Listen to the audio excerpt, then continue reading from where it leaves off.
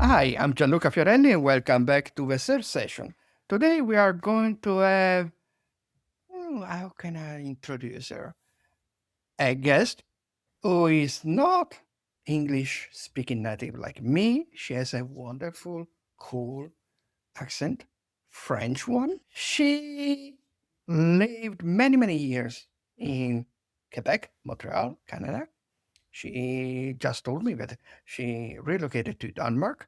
You surely know her because she has a very strong personality and she's very alive when you know her, you talk with her, or when you see her speaking in the many conferences that she spoke, like Brighton SEO, SMX, Voxed Days Luxembourg, and she also a contributor to Search Engine Land with really cool articles. Was one, or she is still one of a few that pay that due attention to multimodal search. And this person is Myriam Jessier. Hi, Myriam. How are you doing? Bonjour, bonjour. Very happy to be here. I'm very happy to have you as my guest. So, how things are going there in Denmark? So, as you said, I move a lot. Currently, I'm in Austria. So, hello from Oh, beautiful okay. Sweden. In Austria. And in a few days, I'm back in Denmark. But I will say that things have been very interesting on and offline. Oh, cool, cool. Nice to know. And talking about online and our work, how SEO is treating you lately? I will say that SEO is treating me like it's always been treating me. It's very weird and it's something that I love. I'm never bored.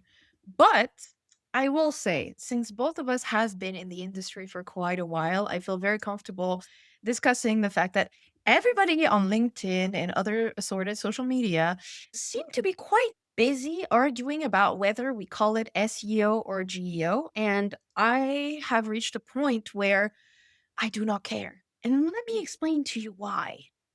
Because the way SEO has been treating me is that the real question is what's happening to the web underneath that shift. What actually keeps me up is the bigger picture. Because every choice we make as specialists in our industry either feeds the dead internet theory, that spiral, or pushes against it. So, my end game is to leave the web a better place than I found it.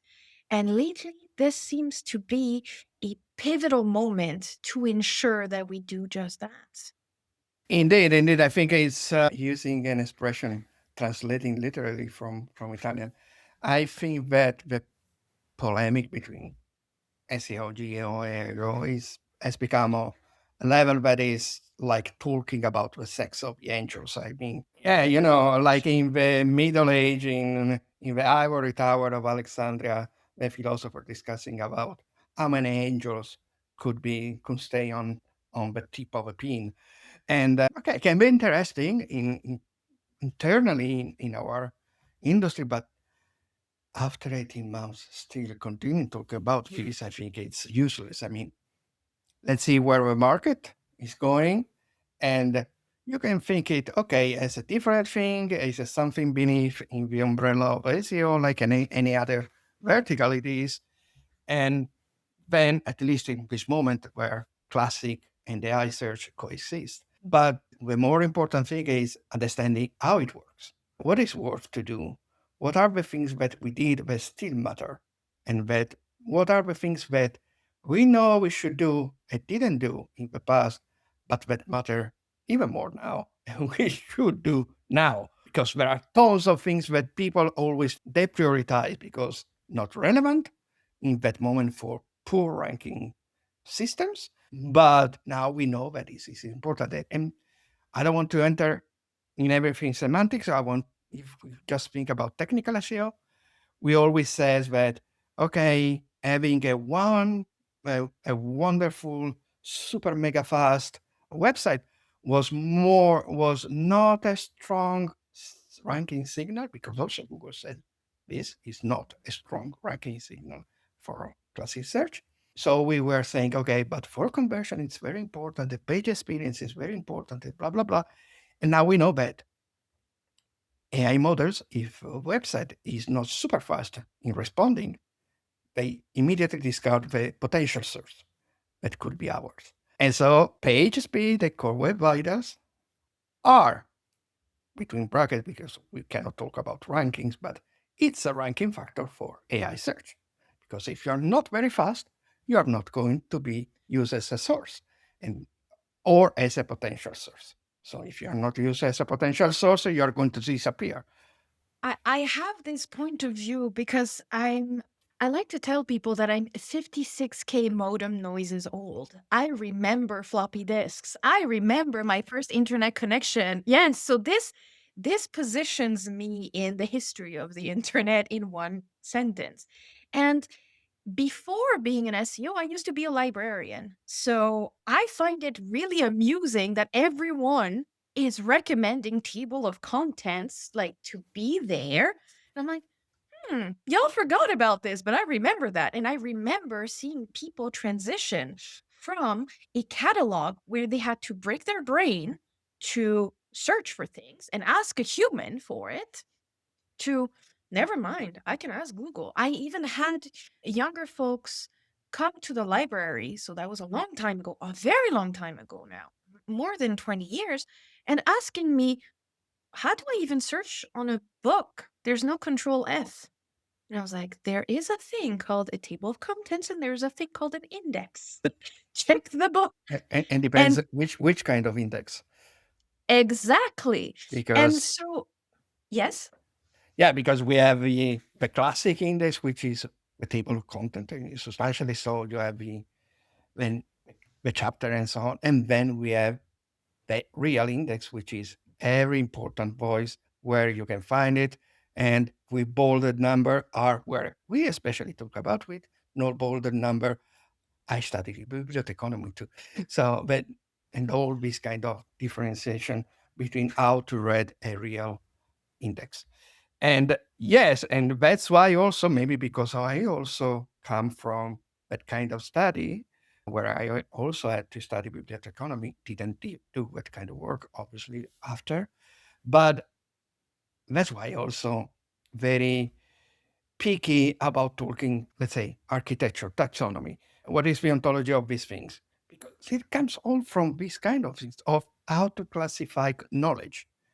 And a website is knowledge, knowledge about my brand, my client brand, the things he does, the things he doesn't do, the people working there, and so on and so on. And so classifying and ordering things, not only I need it so I can work better because I know exactly what I'm working about, trying to optimize for in my job, but also because to present things through navigation in an easier way to the people visiting the website and for the machine, now also AI machine, to understand better how it's conform and not even talking about schema or structured data in the wider sense. I'm just talking about taxonomy and ontology. So poor simplification of a knowledge present in the website. To me, it's one of those very interesting things where I'm realizing that we're discovering new things that to you and I sound like concepts that we have already heard. And I find it very important to say to understand and make headway in an industry. The most underrated skill is to understand the history, understand the mythology, understand the lore that brought us to this point. And if you invest the time to do this, it's very easy to see, so this is where we're going. We've been through this before. This is an updated, flavored version, but here we are. So for me, for example, you and I are both image optimization nerds. And right now, when it comes to search, I find it amazing that it aligns more with human behavior. What I mean by this is normally, if you and I were seated in the same room and I saw something cool, I would go, hey, Gianluca, look at this. And your eyes would take in the movement, the images, the shapes, the everything.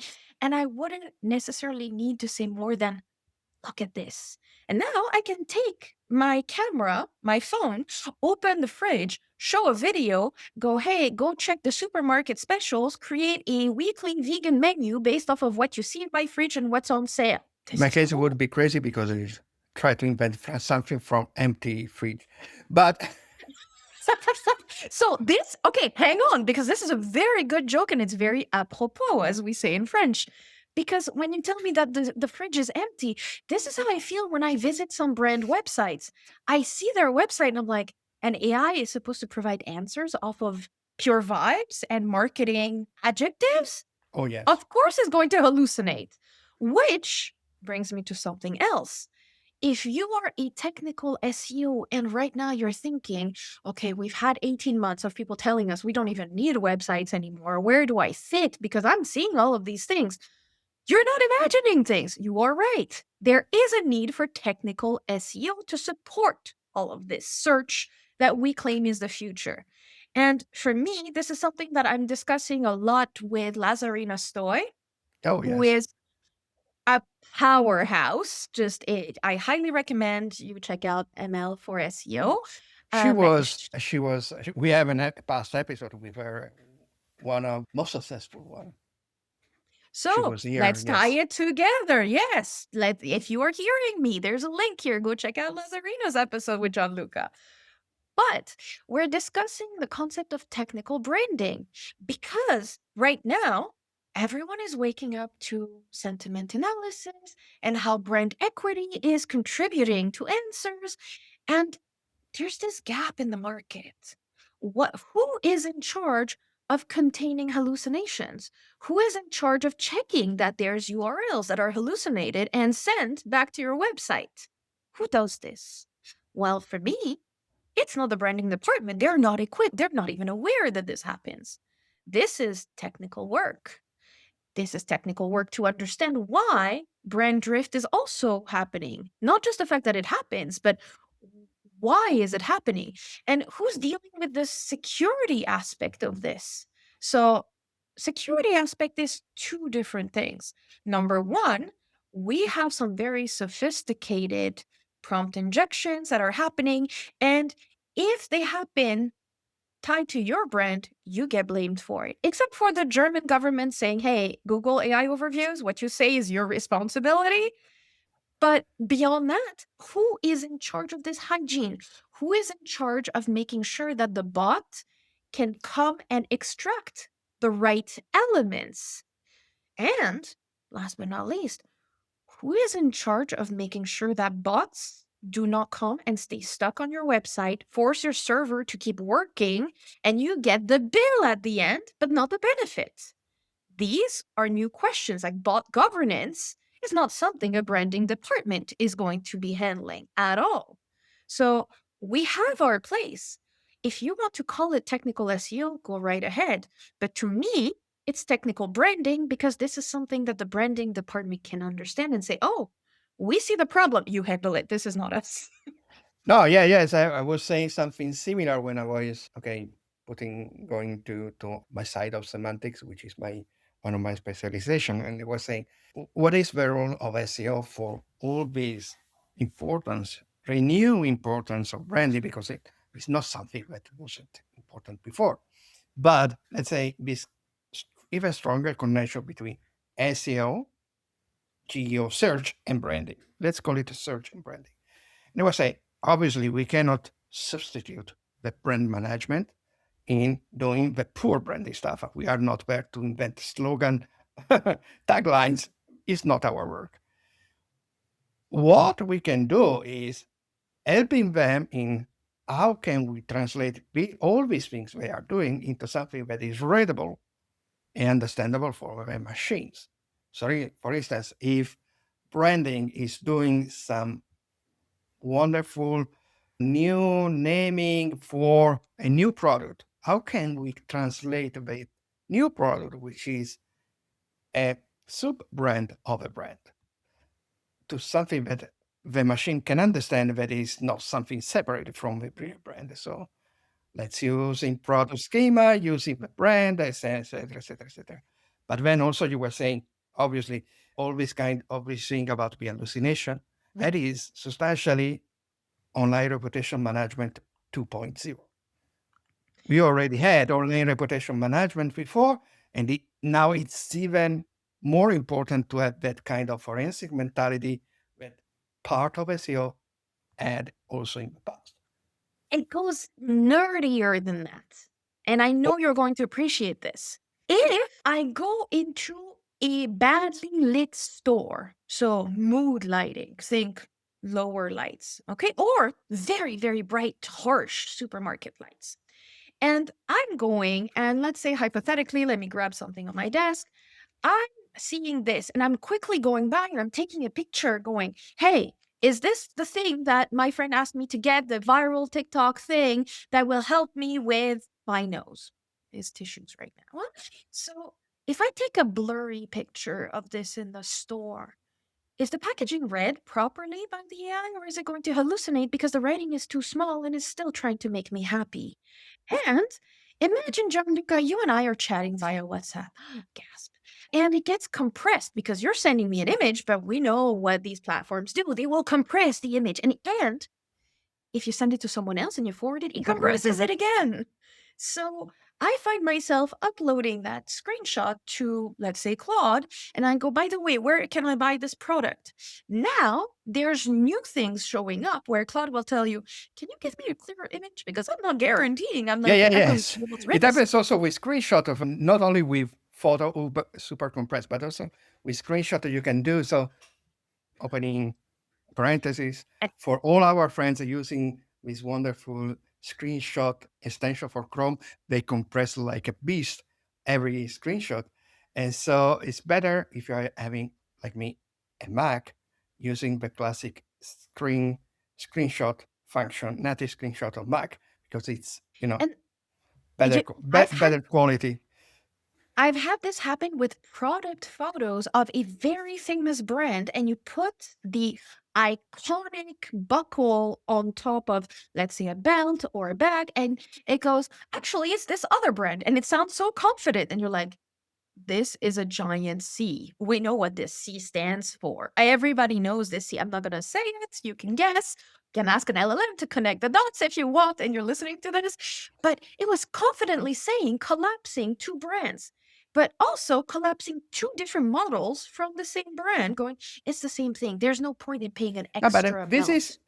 for the people listening, watching us. It's even more important if we do translate it to, for instance, the classic image search, okay, but even more to something that is so used, but nobody is really talking about it, which is Google Lens. So if you are using, do a photo and it's not high quality because, as you say, maybe you did it in a not in perfect condition, or you are not in a studio for making this photo. Maybe you are running into a shop with bad lights, and if your website has not good quality photo, which is then a second pass, can be how we deal with great quality photo with velocity of a website. But if you don't have them, then your product is not going to be the first one suggested. Or even more, if someone is taking, which is even for me the most intriguing and nice function of visual search, if someone is doing a photo, let's say, I can't call it a brand because I don't working with them, but IKEA. You are in IKEA and you're doing a photo, the classic kitchen prepare into in IKEA where you are substantially doing the labyrinth that IKEA is. And you say, okay, it does the photo, there are four objects, and you just circle one because you want to know what is this product, how much does it cost, etc., etc. And if IKEA didn't have a very well done product imaginary, probably Google was going to present us the same product but from another firm, and maybe we would be maybe lead to a lost conversion. So this is why it's so important to pay attention to all these kind of things. wait a second. That was intermediate level play. Let's make it harder.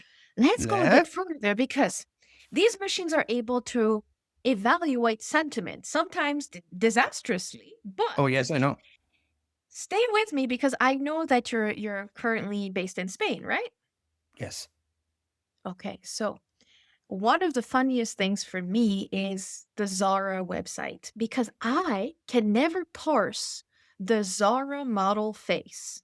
It is just this mix of I don't want to be here, what are we doing, and trying to run away. So if I'm looking for a fun, flirty summer dress, well, there's nothing fun in that model's face. And I tested with Google Vision API in the Hmm. little demo, and it was like, we do not know what emotion is on that model's face. We cannot Oh, detect. yes, yeah, yeah, yes. So if you're going to sell me insurance and you're going to use images, the people in there better look like they're on vacation. They better look like they feel safe and happy and enjoying themselves to match this. If you're telling me that you're LGBTQI plus friendly and your products are sustainable, that should also be in the image. And here's why. Because if you actually scratch a little bit into this game, you realize that there's different elements that are being Hmm. measured. It's not just optical character recognition, it's also the entities that are seen in there. So there's a score that comes with this going, oh, I'm very confident that I am seeing, let's say, a watch or a luxury watch in this photo, but that the t shirt looks like it's from Timu. Don't tell me you're a luxury shot right now because you're confusing the machine. You're sending two different signals. And what happens when the signals are confusing? You said it in the Ignore. beginning. You get ignored. Yes. Bye. But this is the classic one, and also in technical SEO, when you're giving Google or any search engine contrasting and confused and ambiguous signals, Google will start deciding, okay, this is Google decide the canonical different than user reported. Yes.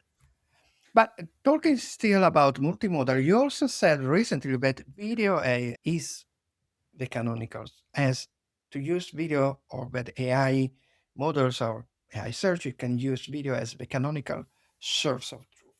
Can Yes. you explain it better? So I think I know I understood what you want to say with this definition, but what is the extended version of this definition? So everything is being defined, and I'm going to give my take on it, obviously. But if somebody comes along and does it better, I will be happy to take that. But for me, the problem that we have is a a very specific issue.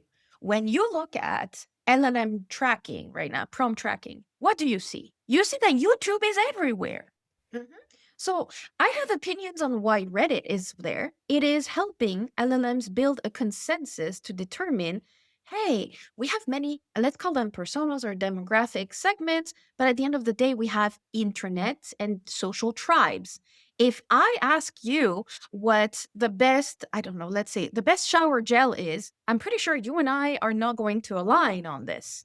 We Oh, don't yes, belong to also the maybe same because of cultural differences and what is popular in Spain, what is popular for you, where you quality of live, the and so on. water, all of this. Yes, I agree. So to me, LLMs are trying to reconstruct that social consensus before giving an answer. But what is the role of video then? Well, video is incredibly useful because it is not one stream. It is three streams. So when I say that it's the canonical source, it's first of all, we see the footprint that this has when it comes to source citations. Please remember, citations are merely receipts. They are not the end goal. I'm saying this to everyone listening. Okay. But if you're looking at this residue, you see a lot of videos, and the reason why is that you have a audio track. So it's kind of like a podcast. I get to parse the sentiment. If I were going, Gianluca, really? Or if I go, oh, Gianluca, really? Two different sentiments, right? And I convey this in a way that is much harder to do via pure text. So that's one element. But you also get the subtitles, the transcript, whatever else. But On top of this, I'm getting specific images out there. So what you're seeing is, well, first of all, both of us look dashing wearing glasses, but it also signals we're a bit older and we actually know what we're talking about. Could be true, could be not true, but it is a signal. Okay. And these are the little elements that would make it very, very clear. So if I were to say, for example, hey, Gianluca, yesterday this happened. If I write it, an AI, an LLM, would not be able to tell if there's no date. What is the context of me telling you, hey, yesterday everything was 50% off? But if I'm in a video where I'm wearing specific types of clothing or I'm in a specific spot, you get more clues regarding, hey, in the timeline, where is that 50%? There's a little more context. So, this is what I mean. When you unite multiple streams the way video does, you're offering a lot more information, a lot more context going on. But I think it's also, especially in the obviously about all these things visual that are you're saying, and then it also depends on the type of video because sometimes we can enter into the semiotics of video. It depends on how the video is, if video with person, or what classic face video, or video with screen sharing, or video with just voiceover or image that are edited. But I think that one important thing is the same nature of speaking on video, like what we are doing now. We are speaking probably right now. We are talking about the importance of video for AI models. Surely we are putting more natural language and context. 5 minutes that we are talking, that for instance, I in the long form blog post about video for AI search that I wrote for advanced web ranking. And this is what why especially Gemini, which Google with all the nature, the study of YouTube and how to classify YouTube video through machine learning and AI in the back of a story as, especially on Gemini, this is why YouTube is so present. As the final suggestion. I have quite a few stats that I'm going to come at you with, but I'm going to take a small detour and say that I've been testing some things without personalization, without necessarily personas to see how things respond. And I'm really fascinated by how LLM models respond to trends. So, for example, there is a trend called the naked shoe trend. And if you are in the world of haute couture, if you are the fashion girly, if you're the it girl, you know what I mean. You know which shoe. Okay. You not only know which shoe, but you know which maison has made this trend popular. But if you're not in that world, then you're probably going to think that the naked shoe is this orthopedic run with nature, feel like you're on the ground. But if you are, from the 90s or the 2000s, you're going to remember that the naked shoe used to be a clear PVC plastic type of abomination. So you can imagine that different models respond differently. And one of the interesting things that I've been looking at is how shopping feeds are helping inform certain trends as well. So let's pause this and go to video the same way. Video is one of those things where you can quickly get a lot of context when it comes to trends, when it comes to slang, when it comes to different things. And what I've noticed with videos is that very often you have two types of videos. Not two types, but you have two considerations. Am I jumping directly to a chapter to answer a question, or am I using the entire video as the source that I'm citing? Because we can see the timestamps. So, seeing the timestamps, what I would recommend to people who have access to an LLM tracker and you see this stuff, please take all the videos and check to see what are the timestamps? Because for the clients that I look at, it's between minute 1 and minute 2. You better load that context up in the beginning because this is what gets most cited. So there's a few rules to this game. Number 1, as I said, I'm coming with stats, so get ready. When we talk about a 5-minute video, if you shoot it at 60 frames per second, that is 18,000 frames of chaotic, non repetitive, real world visual evidence. And on top of that, you get the bonus audio track and you get the text transcript. So you have a huge surface area to explain to me that this product, you open it this way and it looks like this and it does that. This is way better than a product description. This is way clearer because of the surface. So now, please hang on because I looked into this as well. You know, TikTok and Amazon have very, very clear rules when it comes to video shopping. And we're realizing that based on, once again, technical work, if you have those jump cuts from TikTok, where people like jump everywhere and it moves really fast, the machine cannot grab on to the product you're showing. You need at least half a second of showing the thing to make sure it can grab on to one of these frames. And audio bolding works. So if you place emphasis on specific words with your voice, this is seen as if you were writing an article and bolding the stuff and going, this is important to me. And these are things that I went to a few conferences that talk about video and geo, and I'm like, why are you not talking about this? Why are you talking to me about schema? So, what's your take about this? No, no, I totally agree. And actually, I know that were complicated topics, but here on advanced web ranking, in the guide section, there are two long form that I wrote about because I study cinema in university. So all these things about the semiotics of video, something that now I think are important, are becoming important. Maybe were not so important before. For two things. One, because of the short, and they have a specific, let's say, grammatic. And so why you should use this, why in the TikTok you also have the wording, the subtitle overimpressed on the video, and so on and so on and so on. And then because there is something that I don't know why nobody's really talking about this, that YouTube now is more consumed on a TV set than on any PC. And that is changing again how video are produced. And they are produced substantially as depending as documentaries, as TV series, as short, and so on and so on and so on, but in a classic TV format, which is the one that I did for 10 years. So I know it. So I think that all these things that you are saying, like putting the emphasis, citing the name of a product along with the benefits of a product, clothes, and so on and so on and so on, they are all classic semiotic signals in order to make. If you're putting something high instead of something, if you put something high, but some the things that you put up in the screen usually has a higher importance for simple way of how people in the Western world, see things. And so there are so many things that obviously when schema, it's the classic things, okay, don't let Google decide by itself, what are the clips. Take property responsibility of your clips yourself because you want to define the clips, not want Google to, maybe it's going to take them right, but maybe not. So take property of your clips.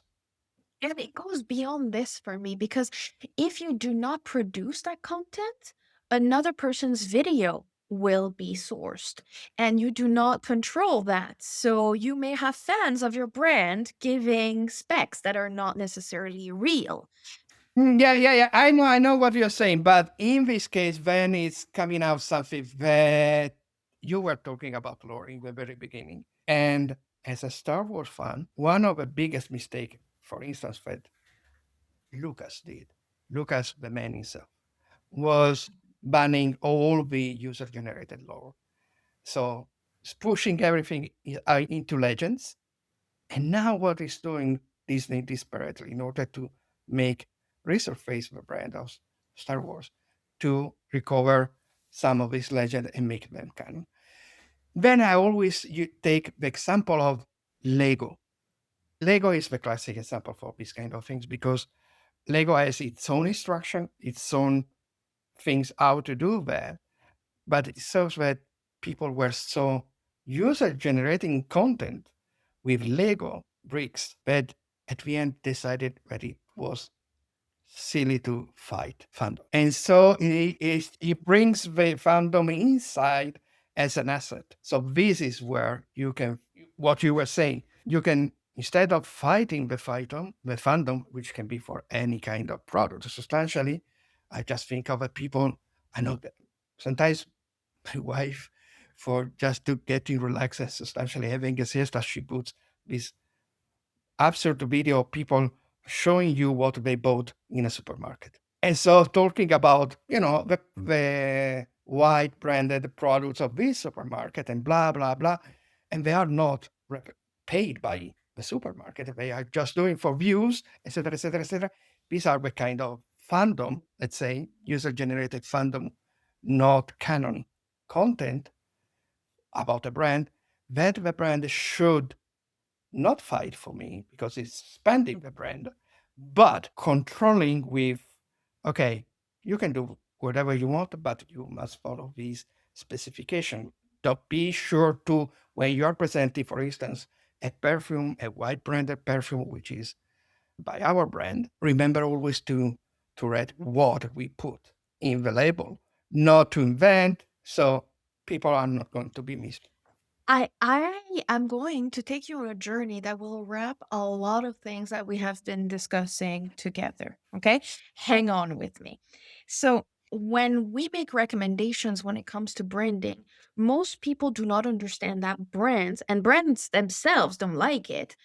Most people and most brands don't understand that a brand is part of the social fabric of the market it operates in. We have tried to globalize, we have tried to do all of this, but at the end of the day, if you don't serve me and my community, when things get tough, I'm going to turn to my community and trust them. And this is one of the big cognitive biases that Giulio Panozzo and I talked about. So, for the people listening, if you do not know Giulio Panozzo, I highly recommend you Google them, ask ChatGPT about them. They do a lot of work explaining to people how our brains work, how we react in a marketing context. And I'm going to ask you a tricky question. It is tricky because you are not American, and we'll see how you fare. If I tell you, what's the number one ketchup brand that pops into your head right now? Okay, I'm not American, so I will say Eins. So, congratulations. I've had three people, and I've been doing this for 2 years now. I've had three people not tell me Heinz. That's it. And this is what good familiarity looks like. They have a shortcut in your brain. You automatically trust them. This reduces the amount of cognitive work you have to make, the risks you have to take when buying something. Why? And What about that? Sorry yes, if I interrupted, but what happened? Because the other question would be, so many people, for instance, in the case, at least in Spain, so many people wouldn't tell you Eins. One, because no, that, maybe it's also difficult to pronounce for a Spanish person, yes, but because Eins has become synonym of ketchup. Ketchup yes, has become, ketchup is Heinz, so we call it ketchup. As, for instance, here in Spain, there is a product that I think it doesn't exist anywhere else because it's a Spanish product, which is called donut, which is the donut, but it's a mhm. specific name for a specific brand of donuts that are sold in Spain. So when people think of donut, surely in the shelf are going to take that product and not maybe a bakery done real donut. So So sometimes it happens yes, with a brand and being a synonym for the product itself. but doesn't that sound like what ChatGPT is doing when it checks all the Reddits and when it checks so many sources that do not even end up in the end answer? It's building the same consensus, going, who do you trust? Who should I recommend? What makes sense? What is safe for you? So now that we have set the scene, when we go back to videos, you have to be redundant. You never know when a machine is going to come onto this video and pick a random spot. So, if I were to tell you about this beautiful product, but I never say the word tissue, I'm misleading you. The machine needs to adequate what I'm showing with what I'm saying. Okay. And a few years ago, I did a conference on familiarity and local SEO. I'm not really well known for local SEO, but If you operate in countries that have multiple languages, multiple jurisdictions, of course you're going to do local SEO. Come on now. And I'm talking about this and I'm sharing my life. I'm explaining to people that I grew up in Hawaii, but that I also grew up in a Yiddish speaking household. But I'm also half Hungarian, half French. Donc, je parle en français, ben c'est module. And I speak English because I moved to Hawaii. Yeah. So I'm explaining all of this, and there's little things that set us off. If you don't use the right words, we know you don't come from here. We don't trust you as a brand. But I made a mistake. I let people introduce me and saying, "Welcome to Myriam." Now we have a problem because LLMs flatten nuance as well. So Myriam, my name is spelled with a Y, Myriam. Hello, everyone. Saying it again, I'm Myriam Jessier. Why am I saying this? Because in the transcript that gets automatically generated, it's spelled Myriam with an I. And somebody took the transcript to write a ChatGPT article on the conference, and what did ChatGPT decide to do? Well, Myriam, Miriam, we know this. Local SEO, we know this. Do we know a Myriam that does local SEO? Yes. Her name is Myriam Ellis. Hmm. So all of a sudden, this lovely stranger that I've read once in a while online, she took over my life. If you asked about cognitive biases and familiarity with local SEO, all of a sudden she's being cited for my work because of that article. And it took me such a long time and different techniques to finally fix this. But sometimes you fix it so well that neither her nor I show up now because it's no longer sure. No, but you know what? I think that you touched, without saying it, the problem of we were talking about all these things. For instance, the huge use of Reddit for creating a universal consensus about things, and I really scratched my head and study how it came out with the classic Google information gain commodity, all these things that came out with Google. But I wanted to know, but what about the others? What about ChatGPT? What about Claude? What about Perplexity? How they treat consensus? Because one thing on the many things that sometimes Google is making me want to just to cry out is saying no, you must not create commodity content. But then you read the little letters and you see that, okay, information gain, if you are contrarian, if you are too contrarian, we are going to ban you. We are going to shadow ban you because you are going against the consensus. So how the hell I'm going? And this is happening also with ChatGPT. So what have maybe happened with you and Alice, Miriam Alice, correct? Is that there was no consensus anymore. And because of this, it says the safest thing is not show anything. Maybe it's Yes. popping up another, I don't know, Canadian friend of ours done a show for that kind of topics because maybe he also talk about that topics. I don't know. And Charles Darren and Jared Darren was the guest, the one of the recent guests too. So this is why.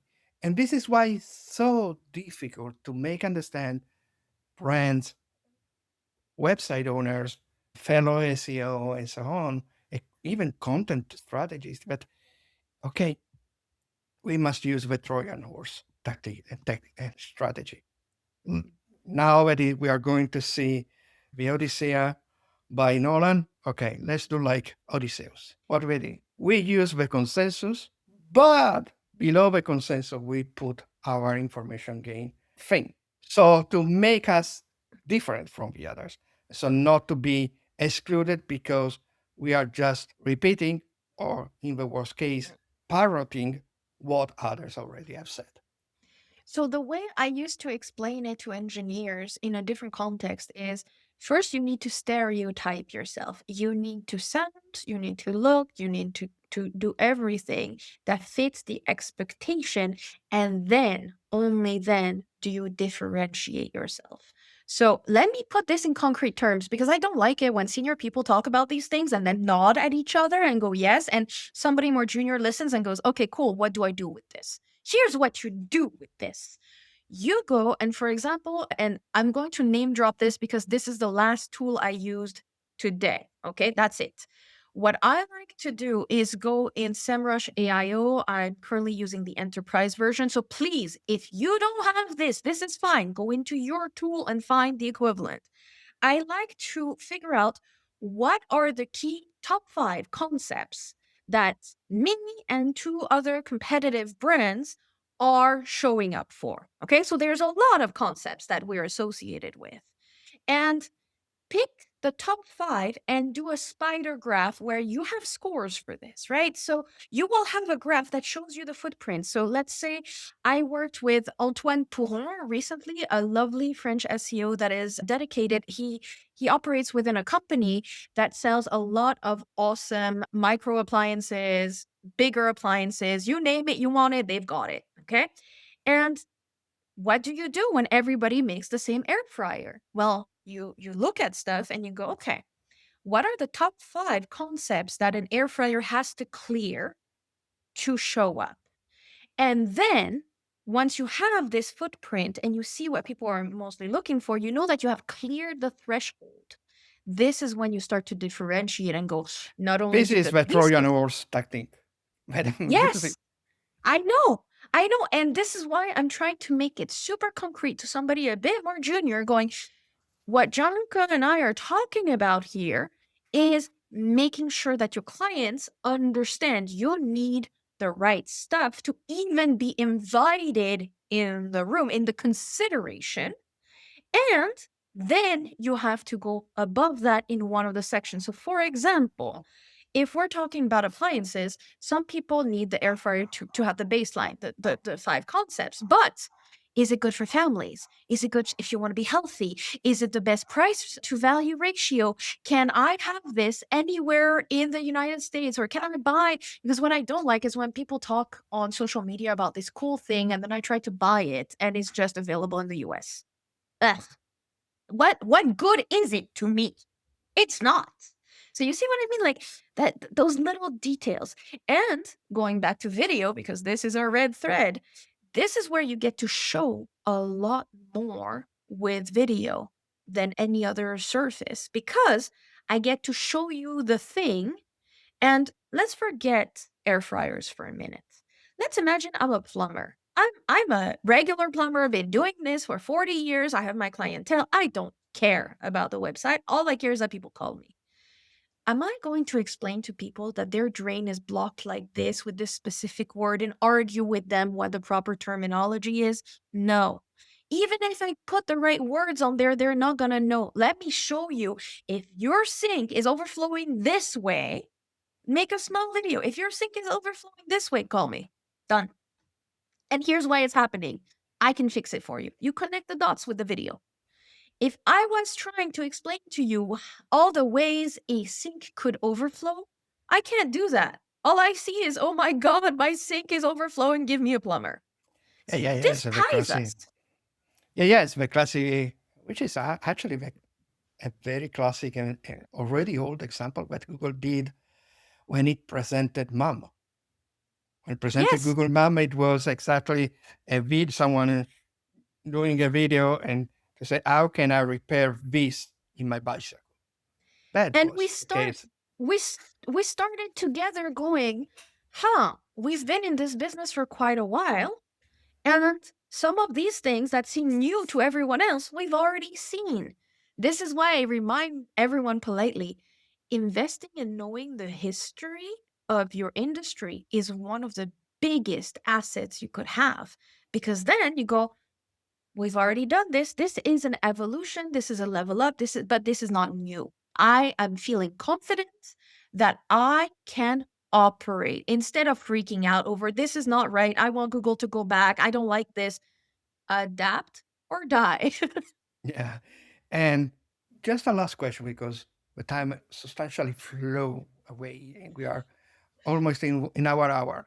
But again, thinking to this new SEO, new practitioner, or maybe less experienced practitioner, what do you define as brand depth? Oh, okay. So I love this one because this is something that most people struggle with. So when we talk about brand depth, it ties back to familiarity, right? So for me, if you do not have, let's go back to the five concepts that for the air Hmm. fryer. If you are not associated to air fryers at all for your brand, do you show up? Do you provide any searches? Is there anything an LLM can grab onto to actually say, yes, I trust this brand? So, the way, hold on, let me get back to my deck because I have a very specific formula that I want to communicate. So, let me find it back because it will save us some time. And in the meantime, tell me, what is your definition? As concise as you can make it. For me, it's something similar. It's maybe more intellectual and not with a formula, but it's if our brand is, let's say, and I used to do this kind of exercise using, mini painting. Let's say that I'm Warhammer and I'm also producing paints for hobbyists for painting the miniature. So the brand depth in this case is how much I am able to target the practical needs of the hobbyist playing Warhammer and don't want to use a great army and want to paint them. And so who are them? So the brand depth is starting from paint for mini painting to going down and expanding like oil in the water and expanding in order to cover everything else. So you can cover, for instance, because in my case, in mini painting, you can be an hobbyist who likes the mini because for painting, not for gaming. I don't care about gaming. But others likes gaming and don't care about painting, but want to need to paint because if not. So that's why we have two different types of painting for Warhammer, the EV meta and the battle ready. The battle ready is for the ones. So this means also two different types of paintings, the contrast and the classic one. So going down, this is the breadth. And from there you can move to very liminal, in the liminal space and start touching the dots with other things. I love the word liminal and I think it's not used enough. I'm not going to get lost because we have a few minutes to cover this, but liminal for me is on the threshold of it's between two spaces. And this is how it feels like we're operating right now in a very liminal space as the search industry. But now let's get back to the official brand depth type of equation. So for me, depth equals density times consistency times coverage of interlinked entities, which is exactly what you just did by explaining the paints. And if we want to put this in words that are actionable, it's the layer of very specific, like granular, atomic, verifiable detail about your brand that an AI cannot guess, cannot hallucinate because it doesn't feel confident doing so, and that it cannot borrow from a competitor by going, oh, competitor A offers demos, competitor B offers demos. You don't tell me anything. I'm assuming probably you offer demos too. Just like restaurants are ending up with secret menu items that are invented by AI because they're not clear enough on their menu. So, to recap this once again, when we talk about brand depth, this is not something that happens on your website. This is something that happens everywhere on the web. All that residue that LLMs are pulling, and your website is part of it. Social media is part of it. Old PDFs floating around the web are also part of it. And as soon as your pricing doesn't align, because there's a lot of old stuff you have to clean up, Yes. consistency goes out the window. And I will So, say, and this is something that I found myself advising more and more, also everything offline is and yes. coming into this formula because what's happening offline is not like what's happening in Las Vegas happens remains in Las Vegas. No, No, it's people talk totally the about it. contrary.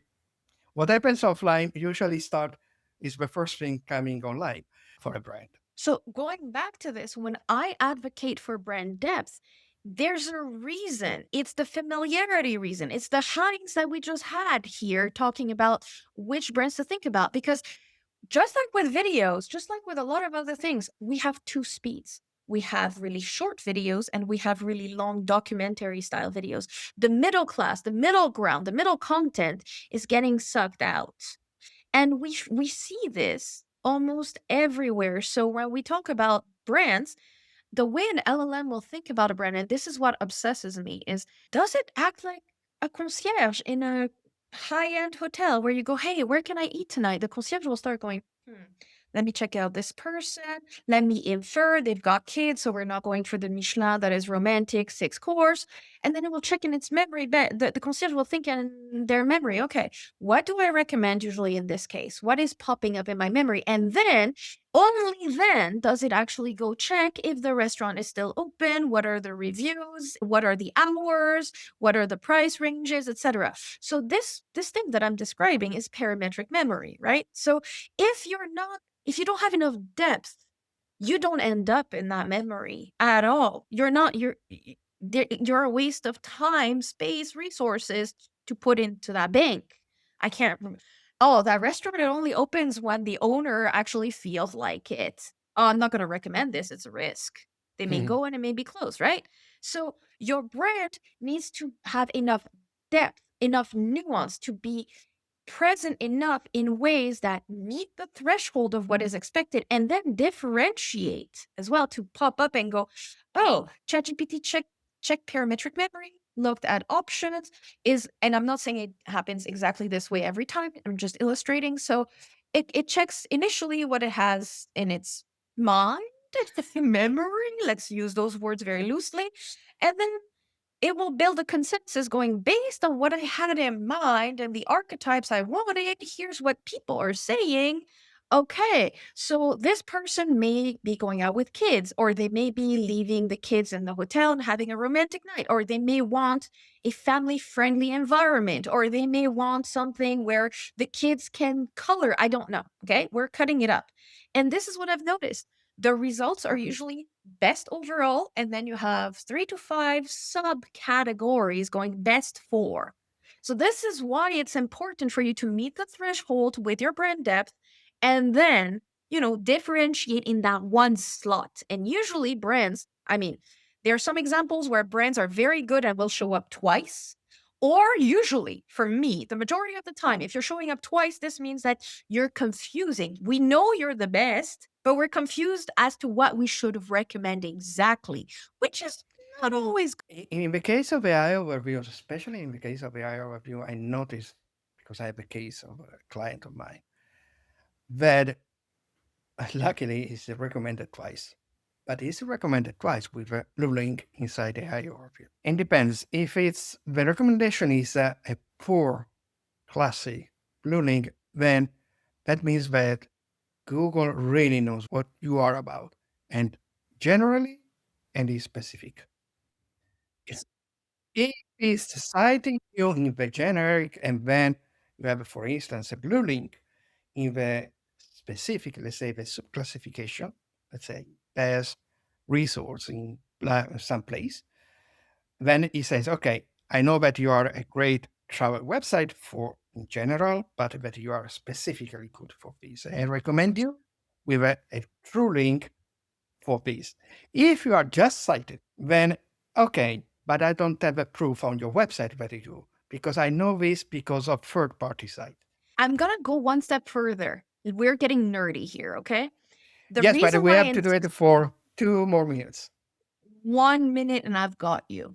So, brand depth is important because imagine I have this case, an opposite case to yours, where we're asking what are the best XYZ. Okay, but it's a very Yeah. specific product, a specific type of customer, a specific everything. I'm expecting my client to own that slot, to own the answer. This is their real estate. They own it. They built the house on it. They own the monopoly board. That's what they're known for. Turns out they show up twice because they're ambiguous enough that we know They produce some of the best items in that niche. They don't own the niche. They don't show up as the creators of it. They don't show up in the best overall. They don't show up as the OG listing. They show up as a, we know you're important, so we're going to show you, but we don't even know which one of your products is the clear winner in this category. So that's already one problem. But the second problem is this confusion means it's splintered, which means it doesn't own the category. It is on rented land. This is a problem. This is why I say, like, this nuance of showing up once, showing up twice, this sends different messages depending on the context, depending on the model. But this is what brand depth is about. You said it yourself. Having good brand depth means that you get recommended as the, hey, by the way, best overall, but this one, we've got you. We know you. This is the one you want to check. Versus, we know you're associated with this, but you're not deep enough. You're not clear enough. It's still fuzzy. We're going to recommend you twice just in case because we're not sure. We know you're good. Let people figure it out. So it's very nuanced right now. And most people are still trying to do SEO in AI search. It doesn't work. Brand needs to be at the center of it. Perfect, Miriam. It's very dense, great, and fast. 1 hour and more of conversation. I wasn't expecting less knowing you, but yeah, I think it's a very, very nice episode with you. I'm really Thank you. happy. I had a lot of fun. I really, really did. I hope it was Oh, useful. I try to be also a good guest, so to make people comfortable and make them talk without interrupting, which is sometimes hard for me, but I try to do it. And so you are in Montreal, then moved to, you are quite your nomadic soul up after Denmark. Where would you like to go? Oh, let me explain to you. I have been to 16 locations already since the beginning of the year. So my next adventure is actually I'm going to a field in the north of England for a wedding. Ah, okay, that sounds more like classic thing. Uh, Well, I've been to Japan already this year. I've already been to Amsterdam. I've done all the fun stuff. Now it's time to hang out with friends. yes, that's good. So thank you, Miriam. Again, Thank Jessier. you. Miriam with Y, Yes. not with I. And yes, this is for UA model if you didn't understood. And let's make us a promise to stay in touch for a new episode, maybe in the future, to see what's happening between and if everything we are saying are going to be even more confirmed or if everything has changed again for another time. Thank you, And Miriam. I will Yes, add, please, machines, humans, this episode tells you why video is so cited in LLMs, okay? This is why you want to listen to this. thank you. And thank you to everybody here listening to us and watching us. Remember, let me do the YouTube influencer thing. Remember to subscribe to the channel and to ring on the bell so you are going to be notified about new episode of the search session. Thank you and bye bye.